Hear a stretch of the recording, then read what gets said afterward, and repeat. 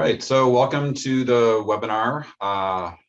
This is about coding rooms and how to use JUnit, their built-in testing feature, to do some auto grading or just how to test your own code. This is obviously the first time for a few people. And so I'm going to go through how to create a new course, how to add an assignment, just pretty quickly. And then I'm going to show you how to test out solutions. So if you have any questions at any time, just throw them in the chat or just unmute. This is pretty informal. It's not going to be, you know, all one way. I'm happy to answer questions, or if I go too fast, just let me know. I'm here for you guys, and happy to answer questions or pause or anything. So let's get started. So I am going to share my coding room. So this is once you've logged into coding rooms. I am a big fan of using login with Google, because that way I don't need to remember another password or a username. And since our school uses Google for its email services, it makes it really simple. As you can see, I've used coding rooms for quite a bit of different classes. And one of the big things that coding rooms offers that I'm not actually going to cover today is the live classrooms, where you can actually see multiple students at the same time on your screen doing their coding. So you can give them a template to fill in, and you can see how students are doing, where they're getting stuck, and you can help them in real time. So that's a great tool, and we'll have another webinar covering that another time. But I'm going to go ahead and create a new course. You can see there are some templates: Intro to Python, APCSA exercises, but I'm going to start from scratch. Template, we're going to do it in Java, and I'm going to call it JUnit, testing with JUnit. So I'm going to go ahead and create that course. And you can see now I have assignments, I have live classrooms, which I was talking about before. I have a grade book. I don't have anybody in my class. Here are the different sections. Here's the roster. I'm the only one in it. But if I want to invite more students, I'm going to invite them to the main section, or I can create. So I'm going to go ahead and actually copy this URL. I'm going to paste it in the chat. And you are free to join if you'd like. You won't be able to see the tests or the solutions while I'm doing the webinar, but I can add you as teachers to this classroom later on, so that you can actually go back in and see what I've done, and that'll be a nice reference for you if you'd like to use that.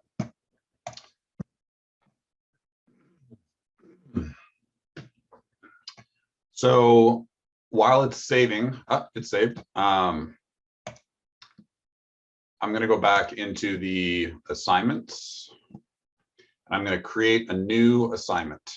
So I'm going to call it, I don't know, testing.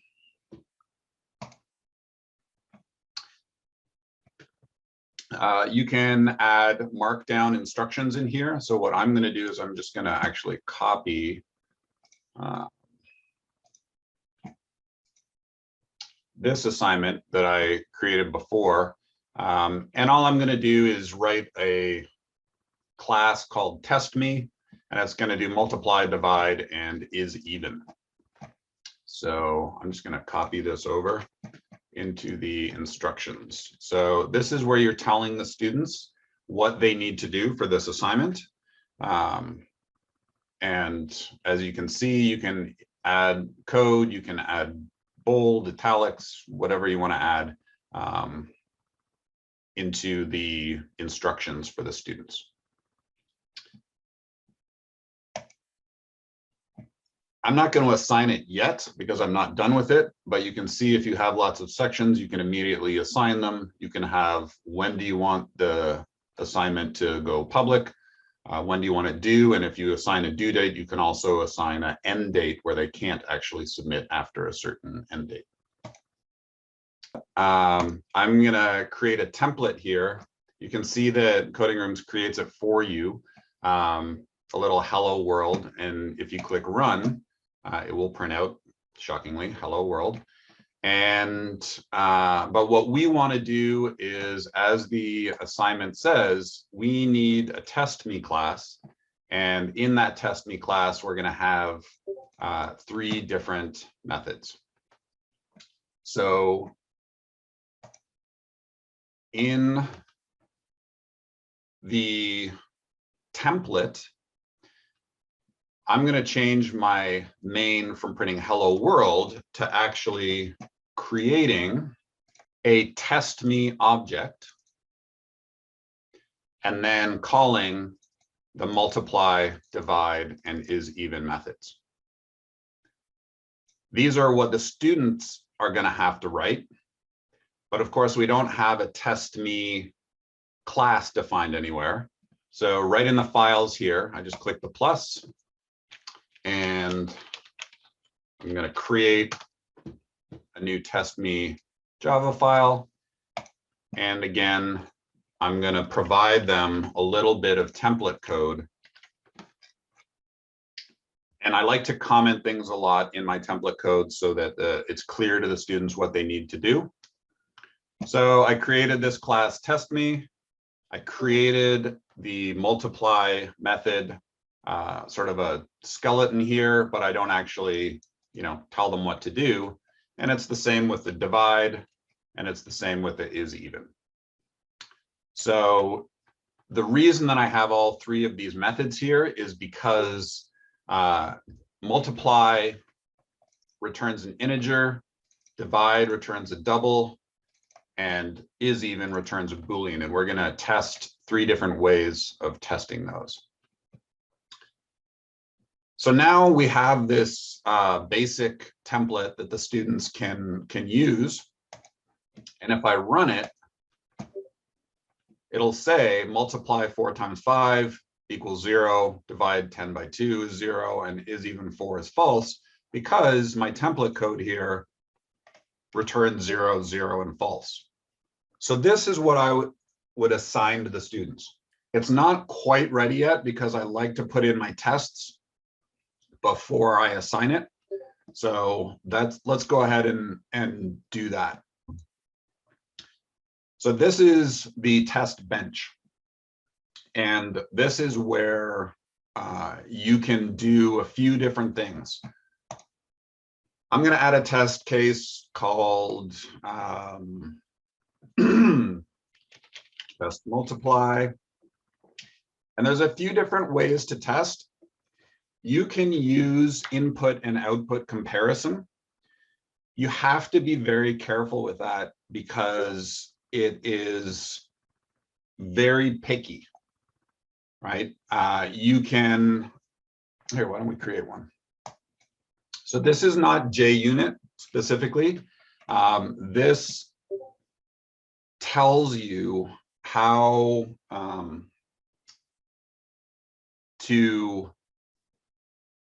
what you're going to input and what you expect as output. So for example, in my very first program, when I'm teaching students to use coding rooms and to learn how to, output to the screen, I have them do a hello world program. So I just have them do the template that says print hello world, and there's no input, so that's blank, and the output is hello world. And then the helpful feedback, I just say, be careful about capitalization and spacing or something like that. And so you can see that if you were writing a multiply, just a basic main with a multiply or something, you might want to pass in a couple numbers, and have it output the multiplication, the result, or something like that. I tend not to use input and output because it's so picky and touchy. It is, in my experience, much better to actually use JUnit testing and to have them write methods, because then you can just call the method with exactly the input you want, the parameters you want, and get the return value exactly the way you want that as well. Delete this unit test, or that test. And so what we're going to do is we're going to test multiply, but we're going to actually use a unit test. So I'm going to add that.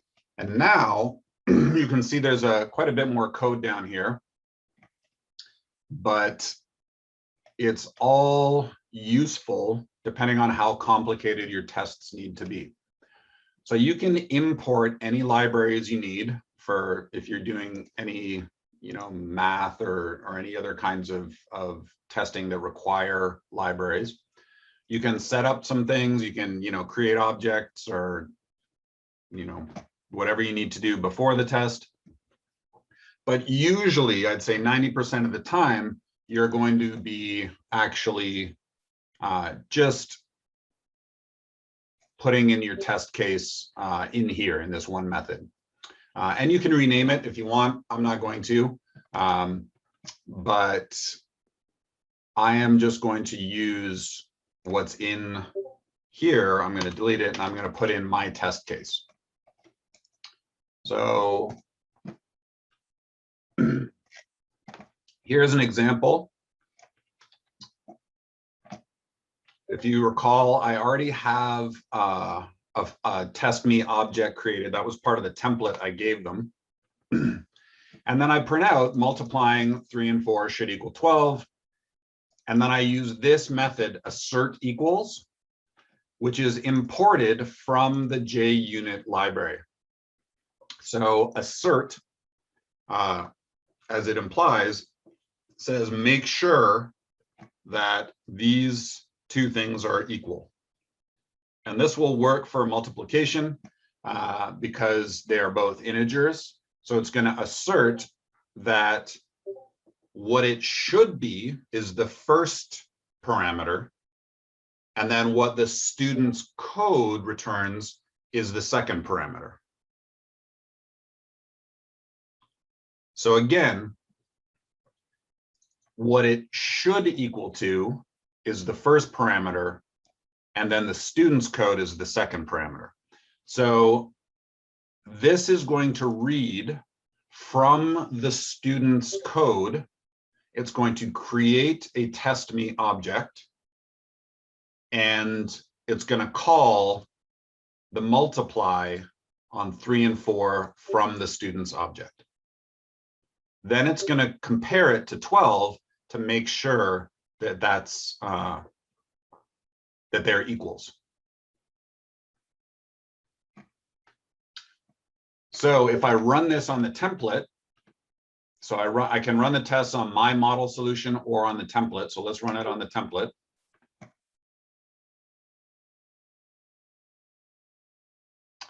And you can see multiplying 3 and 4 should equal 12. There was one failure. Expected 12, but it was 0 because our default template method returns 0 all the time. So this tells the student that they didn't get it right. So let's go ahead and create a model solution here. When you create a model solution, it copies everything from the template that you already created. So you have exactly the same code that the student had. And in main, it is going to print this out so you can actually test your model solution as well. So let's go ahead and test me, and I'm going to return A times B and save changes, and then I'm going to run it. And you can see that now my multiply works correctly. And why don't I go ahead and fill in the other ones as well. return A divided by B, and return the remainder of A and 2 equals 0. Let's save the changes and run it. And this time, all of my methods are working properly. So again, I'm doing this in the model solution. This is hidden from students. This is just for me. This is my model solution. And I can use the test bench now on my model solution to make sure the tests are working properly and my model solution is working properly. So if I run the tests, I only have one test right now, the multiply test, but you'll see that it's a check mark. Multiplying 3 and 4 should equal 12, and it says, okay, one test.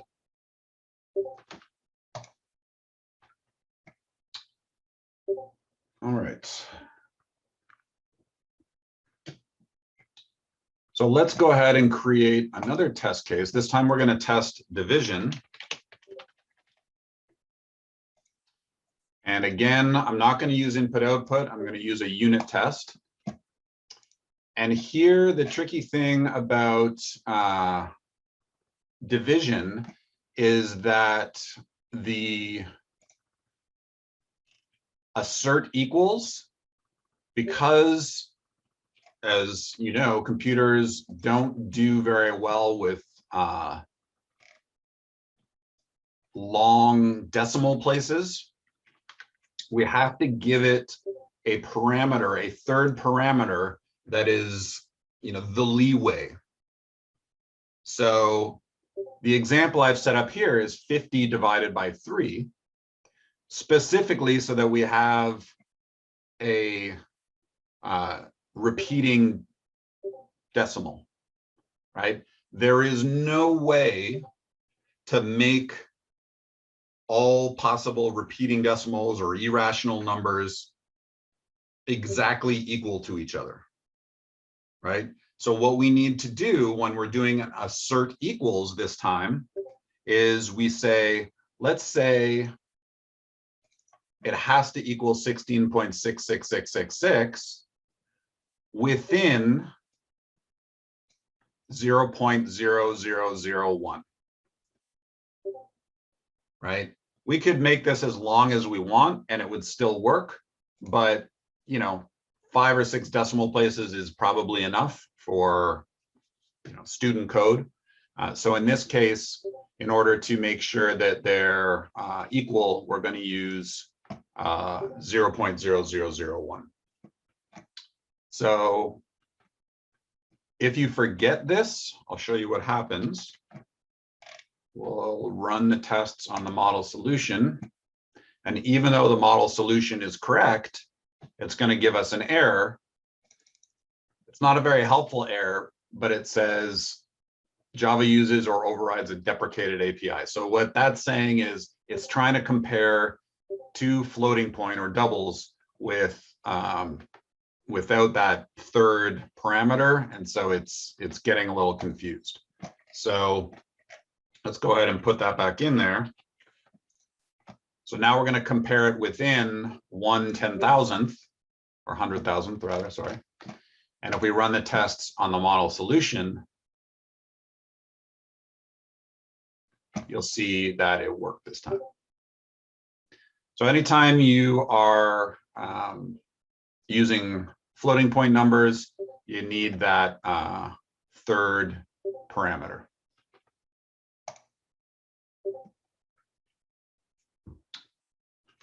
All right. So our third test case is going to be Boolean. And I'm going to test even. It's going to be a unit test again. And this time, what we need to do is use the assertTrue. And this is really useful for a lot of different scenarios, obviously not just for, even or odd or things like that, but assertTrue requires the whatever is inside the parentheses to evaluate to true. And of course, you can flip it to make it false, you know, just say not false or whatever, and it'll still work. But like, for example, let me show you. So let's say, you know, we don't want to assert true that 65 is even, right? We want to do something like that, because if is even returns false, then what you're actually asserting is that false equals false, which is true. But in this case, we're going to assert that 66 is even returns true. And so if I run this on, well, let's run it on the template, and you can see that all three of them failed. Expected 16.66 got 0. There was one failure where test even, right? Is even 66 should return true, and it didn't. And multiplying 3 and 4 should equal 12. Expected 12, but was 0. And so if I run it on my model solution, you can see that all three of them are now correct. All right, so let's see if anyone joined. Well, let's say, are there any questions, you know, right off the bat, or is there anything I went too quickly over that you'd like to see? And it says no assignments yet. Right. So in my JUnit, so now that I have all the stuff done, I'm going to go into my assignment and I can assign it. I can publish it. I'm going to release it right away because why not? And I don't know, I'll make it due in a week at 11:59 p.m.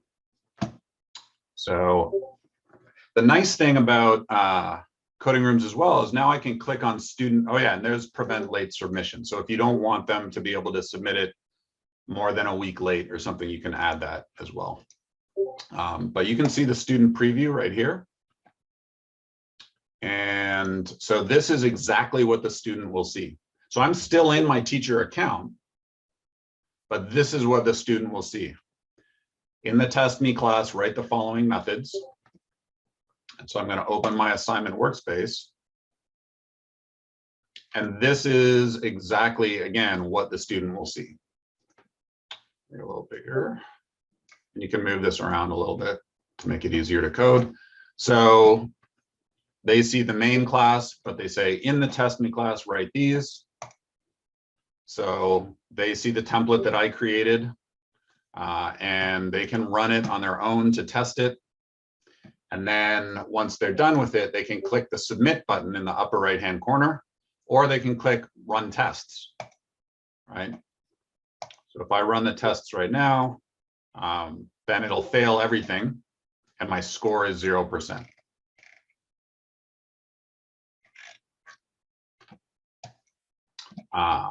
So let me go ahead and fix the first one.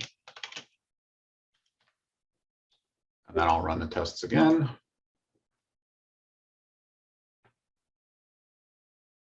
And you can see division and even don't work, but multiply works properly.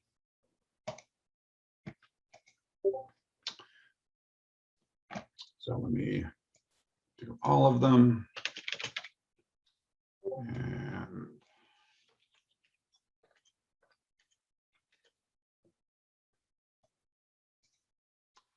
tests.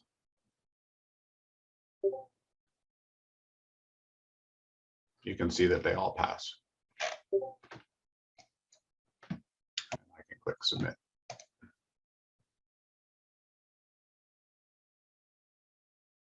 Now I have 100%. So I don't know if any of you have, and so another great thing is I can see all of my submissions and test runs here. So I submitted, I got 33%. I submitted, I got 0% the first time. All right, I ran the tests and then finally I submitted and I got 100%. And you can see the results that I got. So the student is really in control of their own testing here as well, which is really nice. And if they mess up the code so much that they can't get back to where they were, which, as you know, happens, they can just reset the entire thing, and it resets the code back to the template, so they can have a fresh start if they want to. And the nice thing from the teacher perspective is you can see I submitted, I got 100% here. Ava also got those. So let's look at Ava's here. All right, I want to look at her code. So I look at test me, and yes, she has exactly the correct code here, which is nice. But I can also look at the changes she made. Obviously, there aren't a lot of changes here, but you can see, so at the beginning, there were no changes. A little while, she had A times B and A over B, and then nothing here. And after a little while, she had a little more. So it records all the keystrokes. And this is really nice for two reasons. One is that you can step through and see what a student's doing, where they are having trouble. You can see all the things that they have submitted. And unfortunately, I had to deal with this this year, one of my college classes. It showed me that a student was working, wasn't quite getting it, and then all of a sudden, the entire code was changed to something that worked perfectly, that had nothing to do with what they were typing before. So yeah, we had to deal with a little plagiarism there, but hopefully, that's not your primary use. Hopefully you use it mostly for helping students, but it is a really nice feature and works, the timeline of student code. And so that is pretty much how you use the testing to do auto grading. Oh yeah, so once you go into your grade book, you can see exactly the scores for everyone. You can see how they're getting along, if they're not done yet, what they might need help with. The grade book is a really powerful tool. It's really nicely set up, really thoughtful for teachers and how you want to be able to teach coding. And if you have any ideas on how to make it better, the guys and girls at Coding Room are amazingly responsive. Email, Facebook, whatever. You can email me as well, and I can get it to them. But they're adding new features every day, literally every day. You can, collaborate on. You can just if you want to do something quick, right? You can create a workspace in 5 seconds. You don't need to, if you just want to show students something, in Java, you want to show them how to do, I don't know, inheritance or something, and you don't want to create a whole class for it. You just create a workspace, boom, boom, boom, and you're done. And you can collaborate with other students. You can, you can do however you want. So awesome. Well, like I said, I'll make you all teachers in that class. I'm available anytime for, questions, however you want to send them. Happy to, do another quick show and tell anytime. And I will edit this a little bit and post the recording without the Python stuff, probably later today or tomorrow. So. Thank you for doing this. It's a much quicker way to learn about something new. Absolutely. No, I'm happy to do it. So thank you. Thank you. Yep. Yes, thank you. Thanks, everyone.